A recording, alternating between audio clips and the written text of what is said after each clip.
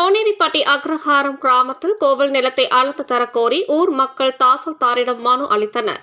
சேலம் மாவட்டம் சங்ககிரி தாலுகா கோனேரிப்பட்டி அக்ரஹாரம் கிராமம் மேட்டாங்காடு பகுதியில் சுமார் 100க்கும் மேற்பட்ட குடும்பத்தினர் வசித்து வருகின்றனர். இங்கு சுமார் 70 ஆண்டு பழமையான பழனி ஆண்டவர் கோவில் இருந்து வருகிறது. இந்த கோவிலுக்கு செல்லும் தடவழியானது கோனேரிப்பட்டி அக்ரஹாரம் கிராமத்தில் எடப்பாடி கல்வடங்கம் தார் சாலையிலிருந்து கோவில் வரை சுமார் 20 அடி அகலமும் 100 அடி நீளமும் இருந்து வந்தது.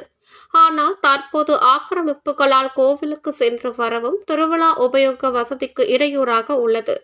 எனவே கோவிலுக்கு சொந்தமான இடம் மற்றும் தடவழி தடத்தை சர்வே செய்து முட்டுகள் போட்டு பொதுமக்கள் மற்றும் பக்தர்கள் இடையூறு இல்லாமல் சாமி தரிசனம் செய்ய நடவடிக்கை எடுக்க வேண்டும் என வலியுறுத்தி மேட்டாங்கோட்டை சேர்ந்த 100க்கும் மேற்பட்டோர் தாலுகா அலுவலகம் வந்து தாசில்தார் அறிவுடை நம்பியிடம் மனு அளித்தனர்.